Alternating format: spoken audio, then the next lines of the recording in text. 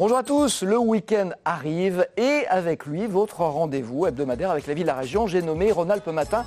J'ai le plaisir de vous présenter tous les vendredis en direct. Alors dans cette émission, nous allons nous pencher sur le premier employeur de France. L'artisanat, sous ce mot se cachent des talents, des savoir-faire dans des domaines les plus variés.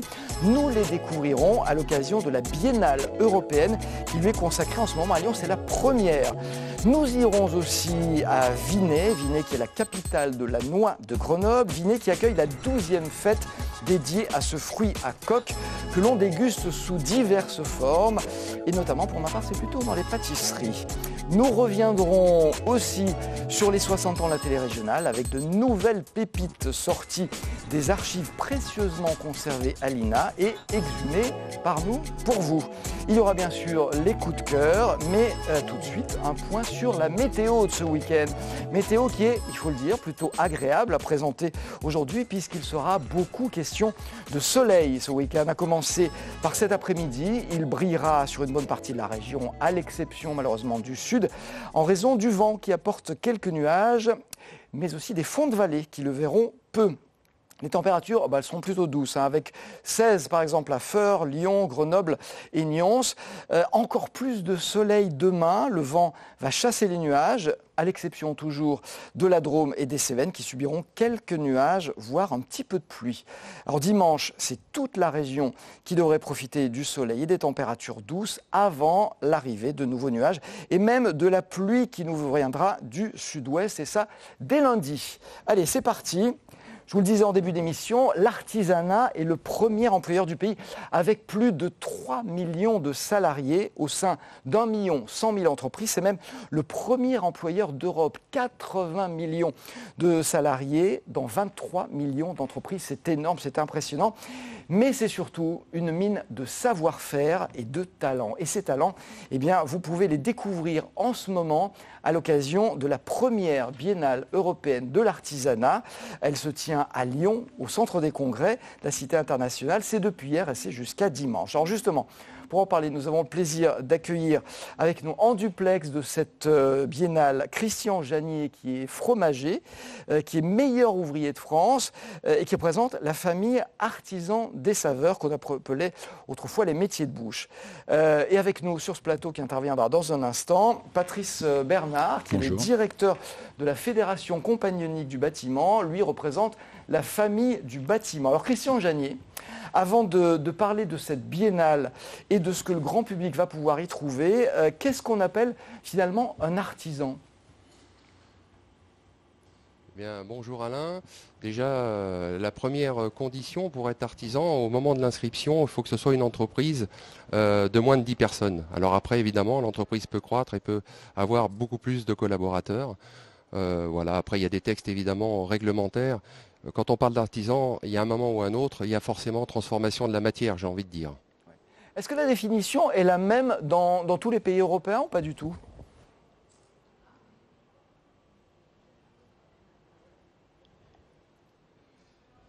Ah, je crois que vous n'avez pas entendu ma question. Donc je me demandais si la définition était la même dans tous les pays d'Europe ou pas.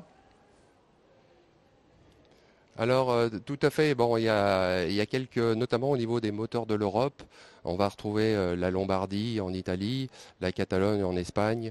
Il y a également un grand moteur en Allemagne et puis la région Rhône-Alpes, où là, on va retrouver des similitudes au niveau de la définition de l'artisanat, mais il n'y a pas, à proprement parler, une définition européenne du titre d'artisan. Donc ça reste à faire.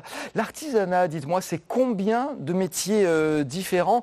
Des métiers, d'ailleurs, vous avez répartis en 4 secteurs.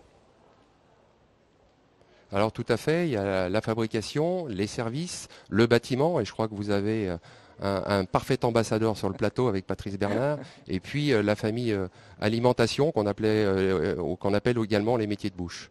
Tout ça représente environ 215 métiers et 510 activités. Alors ces métiers ne sont pas tous présents en exposition dans le cadre de cette Biennale européenne, mais ceux qui vont pouvoir venir découvrir ces métiers, justement, peuvent en avoir un aperçu, puisque divers ateliers ont été mis en place. Qu'est-ce qu'on peut voir, justement, au centre des congrès de la Cité internationale de Lyon ? Alors on voit beaucoup de démonstrations. Je vais peut-être ramener un petit peu la chose à ma famille. Donc j'ai fait intervenir les boulangers, les pâtissiers, les poissonniers, les bouchers, que j'oublie personne évidemment. Il y a même des fruits et légumes, les fromagers. On a organisé des concours grand public, on a organisé des concours professionnels. Il y a également des professions qui ont délocalisé des cours. Donc on a des cours de BTM ce matin, un cours de pastillage. Alors, pastillage, ça va parler à personne. On va dire que c'est de la pièce montée.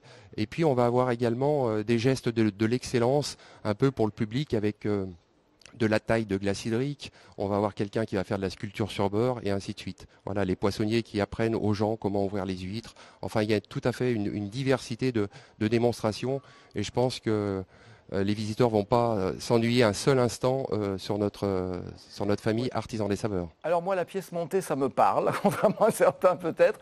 Moi, j'aimerais que vous nous parliez de votre métier. Je l'ai dit, vous êtes meilleur ouvrier de France, on voit d'ailleurs votre insigne. Fromager, on ne sait pas forcément ce que c'est. En quoi consiste votre travail ? Alors la définition est très large parce que le fromager, c'est également la personne qui commence par fabriquer le fromage. Ensuite, il y a l'affineur qui va le porter à son optimum de dégustation. Et puis pour finir, il va y avoir le détaillant. Et justement, c'est la différence. On se bat pour l'artisanat contre, on va dire, la grande distribution où on trouve des revendeurs. On va demander à un fromager détaillant d'aller bien au-delà, et notamment au niveau du conseil. Il faut raconter, il faut vendre le produit, mais il faut bien sûr raconter la petite histoire qui va avec. Alors fromager, c'est un métier. Où est-ce que ça s'apprend ? Où est-ce qu'on apprend à devenir un bon fromager ? Alors au niveau de la fabrication, il y a 5 écoles nationales d'industrie laitière en France, donc moi j'ai eu la chance d'en faire une. Et puis au niveau du détail, il n'y avait pas vraiment de formation diplômante. Et il y a 4 ans, la Fédération nationale des détaillants en produits laitiers a mis un outil de formation à l'attention des fromagers détaillants. C'est un CQP, un certificat de qualification professionnelle. Première promotion, il y a 5 ans, il y a eu 16 inscrits. Cette année, il y en aura 160. Donc pour vous dire que le métier est très dynamique. Il faut voir bien au-delà, c'est-à-dire que c'est des gens qui, évidemment, peuvent être déjà collaborateurs dans les fromageries, mais c'est des gens aussi qui vont reprendre les boutiques qui sont en vente et en créer d'autres. Donc voilà, aujourd'hui, le métier est vraiment dynamique et ça fait plaisir. Voilà, on parle de formation parce que le grand public est invité à cette biennale, mais aussi tous ceux qui ont envie d'en faire leur métier. Et j'allais dire, vous êtes un exemple. Et c'est vrai que les meilleurs ouvriers de France sont les meilleurs ambassadeurs de leur métier. Alors, on n'aura pas la prétention de dire ça, parce qu'un artisan peut être excellent dans son métier et ne pas avoir l'esprit concours et ne jamais passer ce concours. Voilà, donc on connaît de très très grands professionnels et d'ailleurs ils sont avec nous. On ne fait pas de distinguo, bien entendu. On travaille pour nos métiers, on travaille pour la famille Artisan des Saveurs. Et donc voilà, il y a des gens aussi qui ont le label EPV, il faut en parler. Il y a également des compagnons qui ne sont pas forcément meilleurs ouvriers de France. Mais tout ce petit monde se mélange à merveille et parle le même langage, celui de l'excellence professionnelle. Eh bien, écoutez, merci beaucoup Christian Janier, vous êtes fait l'ambassadeur de ces professions-là. On va revenir en plateau avec Patrice Bernard. Donc j'ai dit, vous représentez les métiers du bâtiment dans cette biennale. Le bâtiment, alors c'est un secret pour personne, en ce moment il ne va pas très bien. Est-ce que ça touche aussi les métiers de l'artisanat dans le bâtiment? Alors déjà, laissez-moi, bonjour à tous, laissez-moi me présenter la famille Bâtiment, puisqu'à l'occasion nous sommes réunis avec la CAPEB du Rhône, donc la Confédération artisanale des petites entreprises du Rhône, et BTP Rhône, qui est la déclinaison dans le département de la Fédération française du bâtiment.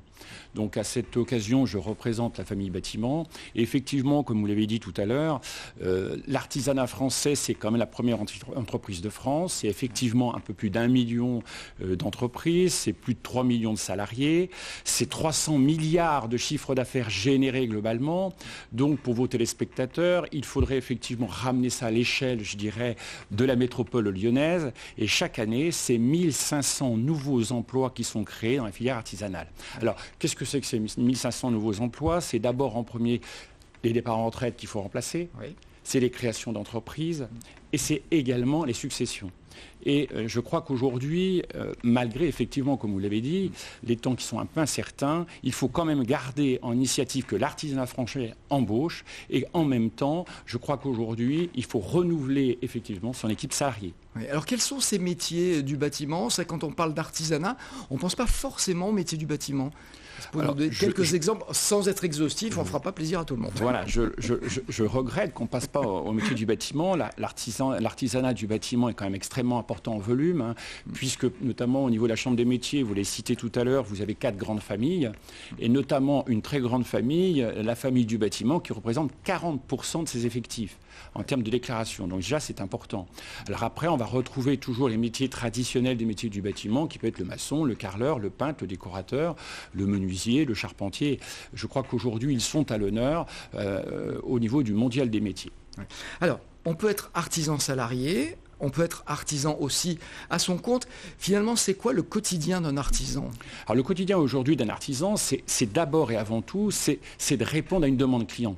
Et cette demande client, justement, pourquoi on parle d'un artisan, c'est une demande spécifique, c'est l'ouvrage spécifique qui devra correspondre à la réponse d'un client via votre compétence. Et en plus, l'artisanat français, c'est quelque chose aussi, c'est le petit plus qu'on va donner chez le client avec son savoir-faire. Et ça, je pense que c'est très important pour aujourd'hui, pour bien expliquer aux Français que l'artisanat, c'est une personne passionnée par son métier et qui est dévouée à la clientèle.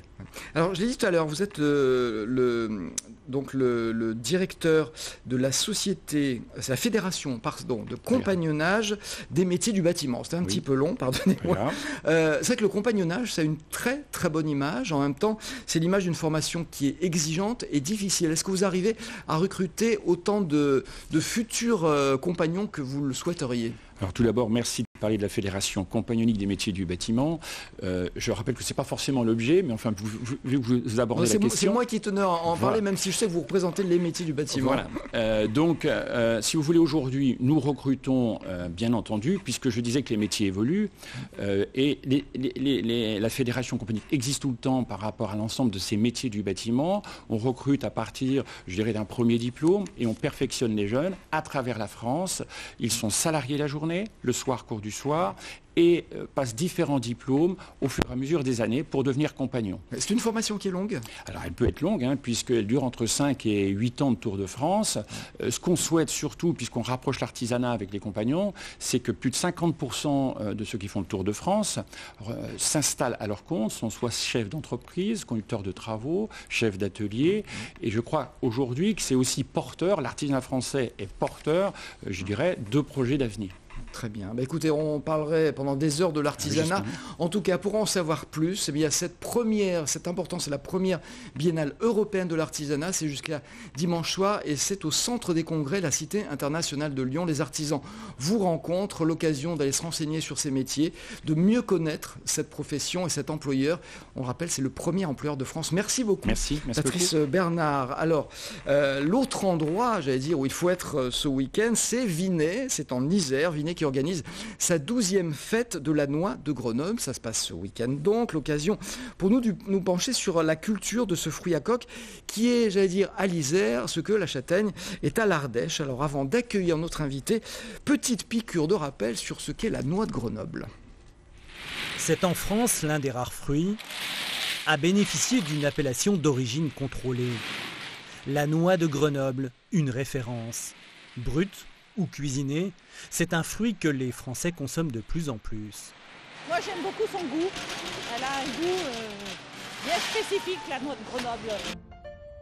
Entre plaine et colline, au pied du massif du Vercors, le terroir de la noix de Grenoble.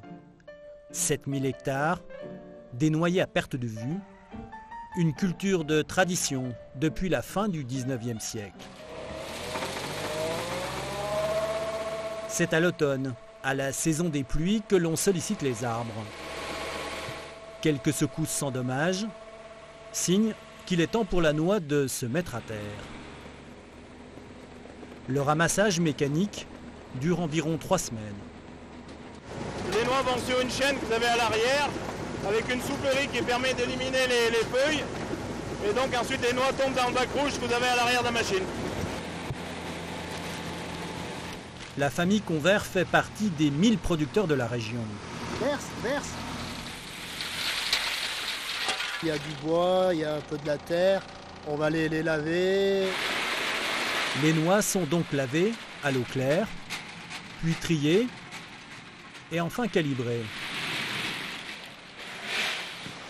Alors la qualité de la noix de Grenoble cette année est très très bonne. On voit que le cerneau est très blanc. Le mois de septembre a été propice à un bon développement du fruit. De la qualité, mais des quantités limitées. Ces noix seront vendues en grande surface, 6 à 7 € le kilo. Une noix. Qu'y a-t-il à l'intérieur d'une noix ? Il y a plein de choses à l'intérieur d'une noix. Pour nous éclairer justement sur la présence de ce fruit dans la vallée du Grésivaudan, nous avons le plaisir d'accueillir en direct, donc bien évidemment, et en duplex de Grenoble, Marion Carcano, qui est directrice du Grand Séchoir. Le Grand Séchoir, c'est quoi ? C'est la maison du pays de la noix. C'est un espace muséographique situé dans un ancien séchoir à noix à Vinay. Marion Carcano, la noix de Grenoble, l'entendu dans ce sujet, c'est une AOC, c'est la première AOC fruitière de l'histoire, mais quelle est la spécificité de cette noix ? Voilà, c'est ce que disait le monsieur dans le reportage. Elle est réputée pour sa qualité. C'est vraiment ce qui fait la différence. Sur le marché mondial, on attend et on a repéré la noix Grenoble comme étant un fruit de grande qualité, qui sont dus en fait à un lien intime entre un terroir, des sols particuliers, un climat spécifique à la vallée de l'Isère, et puis aussi un savoir-faire qui est hérité de génération en génération, puisque comme vous l'avez noté, la noix de Grenoble est cultivée depuis la fin du 19e. Et oui, alors le parallèle avec la châtaigne pour l'Ardèche, est-ce qu'il est pertinent selon vous ? Oui, il peut l'être. Il y a des liens qui s'étaient tissés entre l'Ardèche et l'Isère notamment. Les Ardéchois venaient ramasser les noix, ils se faisaient embaucher au moment de la récolte et ils venaient donner la main pour aider les producteurs au moment de la récolte de noix. C'est effectivement la première production agricole de l'Isère, c'est un fruit emblématique. Donc oui, il y a des comparaisons qu'on peut faire. Et vous savez que la première confiserie de noix de Grenoble a été inventée par un Ardéchois qui s'était installé au cœur de Grenoble à la fin du 19e et qui voulait faire comme au marron. Donc oui, il y a plein de liens. Alors pourquoi est-ce que la noix s'est sentie particulièrement bien dans cette vallée ? Quand on dit c'est le terroir, ça veut dire quoi ? Le terroir, c'est un fruit de terroir. Vraiment, c'est un lien intime entre des sols, un climat et un savoir-faire. Et la vallée de l'Isère est une vallée traversée par l'Isère et du coup c'est une plaine alluviale qui procure au noyer tout ce qu'il lui faut en termes de sol. Le climat est aussi particulier, il permet la maturité des fruits, il permet la pluie à l'automne permet à ce que le brou éclate et libère le fruit. On dit aussi que l'Isère puise ses eaux à la source d'un glacier, donc la noix de Grenoble est nourrie par l'eau des sommets. Et puis vraiment, le savoir-faire est important. Les hommes se sont consacrés à cette production depuis plus d'un siècle, ont mis au point un savoir-faire spécifique, ont appris à greffer les noyers, à les récolter, à inventer un matériel spécifique. Donc c'est vraiment cette alliance ces trois composantes qui font que la noix de Grenoble est une noix de grande qualité. Oui, alors justement, c'est vous qui parlez des hommes. Elle fait travailler combien de personnes, cette noix ? Je sais qu'elle est très exportée. Elle est beaucoup appréciée à l'étranger. Oui. Ah oui, sur le marché mondial, elle est vraiment repérée comme étant la noix de qualité. Sur la zone de l'AOC qui comprend l'Isère et puis quelques communes de la Drôme et puis de la Savoie, ça suit vraiment la vallée de l'Isère. Il y a environ 1000 producteurs qui se consacrent à la noix de Grenoble pour une production en moyenne de 12 000 tonnes par an. Alors si on produit, et c'est 60% est exporté. Oui, alors si on la produit, c'est pour évidemment l'utiliser. Quelles sont ses utilisations ? Alors la noix de Grenoble, elle est essentiellement effectivement consommée et vendue comme noix de table, en noix coque. Et puis ensuite, il y a quelques producteurs qui se consacrent à sa transformation. Le produit le plus emblématique et aussi très ancien dans la vallée, c'est l'huile de noix. Qui est issue donc du broyage du cerneau de noix. C'est une huile très, très fruitée qui a longtemps été la principale ressource en matière grasse du territoire. Le vin de noix est une autre composante dans la région. Chaque producteur, chaque famille fait son vin de noix et c'est une recette traditionnelle qu'on fait au moment de la noix verte, donc en juillet. Et puis ensuite, il y a toute une gamme de confiseries qui s'est développée, des cerneaux de noix enrobés de chocolat, de caramel, du nougat aux noix, des bonbons, des pâtisseries, des chocolats, la noix déguisée qui a ici le produit phare de Grenoble pendant de nombreuses années, la noix de Grenoble Vous êtes en train de nous ouvrir l'appétit. Là, j'aimerais apporter une petite précision. C'est vous qui me l'avez appris en préparant cette émission. On fabrique aussi du vin de Châton. C'est quoi le vin de Châton? Oui. Alors le vin de Châton, c'est une petite... c'est un complément de la gamme de vin. Le vin de Châton est fait avec les fleurs du noyer. Ah, c'est ça. Alors je veux dire qu'il se passe plein de choses durant cette fête de la noix. C'est ce week-end, c'est à Vinay. Ça se passe aussi chez vous, puisque le Grand Séchoir est plus que jamais ouvert ce week-end, avec ses expositions habituelles et des tarifs préférentiels, m'avez-vous dit? Oui, bien sûr, le musée est gratuit tout le week-end et c'est l'occasion effectivement de venir déguster les produits dont je viens de vous parler sur le lieu de la fête de la noix, parce que c'est un rassemblement des producteurs. C'est un moment qui est très festif parce que c'est la fin de la récolte. Ça y est, les noix sont ramassées, sont prêtes à être commercialisées. Et du coup, c'est l'occasion à la fois de découvrir les produits autour de la noix, de rencontrer les producteurs, et puis il y a toute la filière qui est la coopérative, le comité interprofessionnel. Donc c'est un rassemblement sympathique. Bien, écoutez, merci beaucoup en tout cas d'être venu nous parler de la noix. Merci Marion Carcano. Comme promis la semaine dernière, nous nous penchons tous les vendredis sur les 60 ans de la télévision régionale. Alors cette semaine, c'est l'une des premières téléspeakerines de l'histoire qui a accepté de remonter pour nous dans sa mémoire. Il s'agit de Marie-Claude Deviègue, l'une de celles qui ont fait la pluie et le beau temps dans notre antenne et sur notre région, ou inversement. Notre témoin du jour, Marie-Claude Deviègue. Vous ne pouvez pas l'avoir oubliée. 40 ans au service de notre télé régionale. Une carrière commencée comme speakerine, puis comme Miss Météo. Qui vous les présentera. Mais vous attendez tout d'abord des nouvelles du temps. Les voici. Demain, persistance du temps à Giboulé, avec risque d'orages locaux sur les versants nord-ouest des montagnes, dans la moitié nord de la région. C'était un petit peu un coup de poker quelquefois, c'était pas du tout ça. Il nous annonçait du beau temps, des fois il pleuvait, mais c'est pas très grave.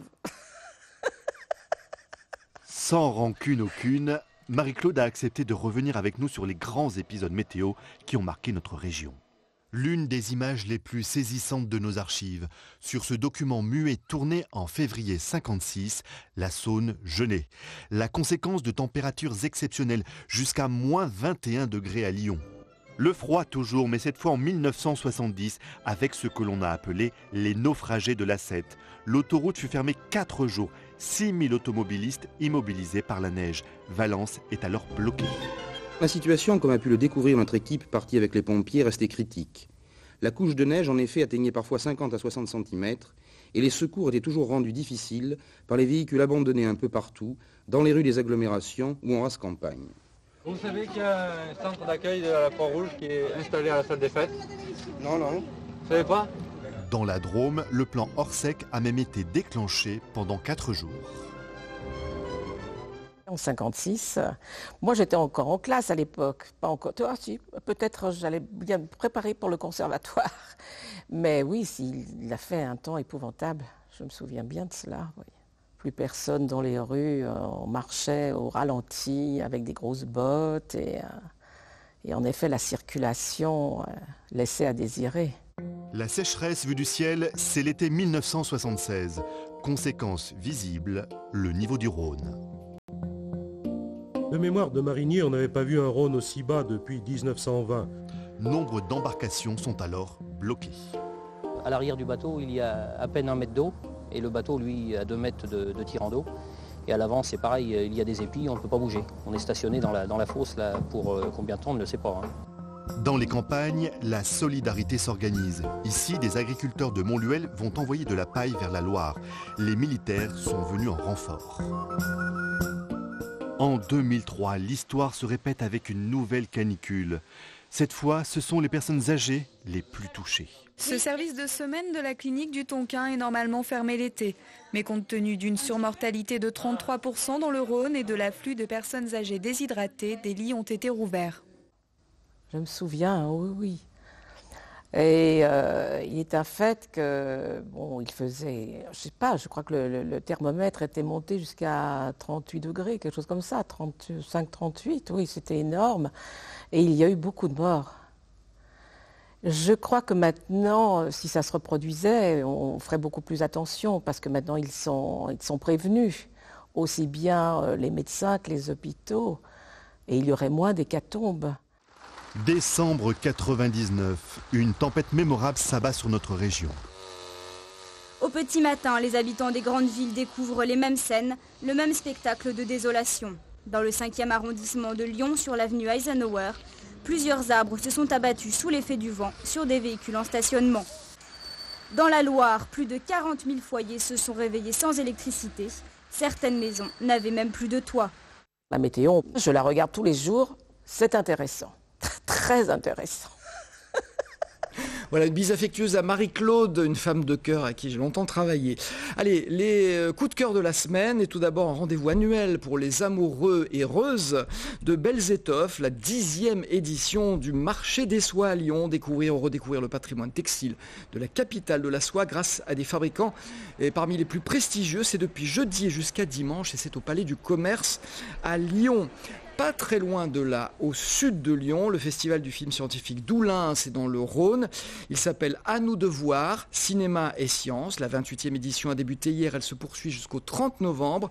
Une centaine de films sont projetés, 40 débats organisés entre les chercheurs, les cinéastes et le grand public. Et pour finir, les oreilles en pointe, le festival qui découvre de nouveaux talents dans l'univers de la chanson, c'est dans la région stéphanoise.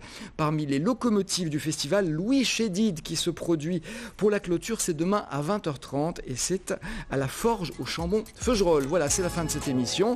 Je laisse la parole à Laurent Boyer et à sa fine équipe. On se retrouve bien sûr vendredi prochain. Je compte sur vous. Bye.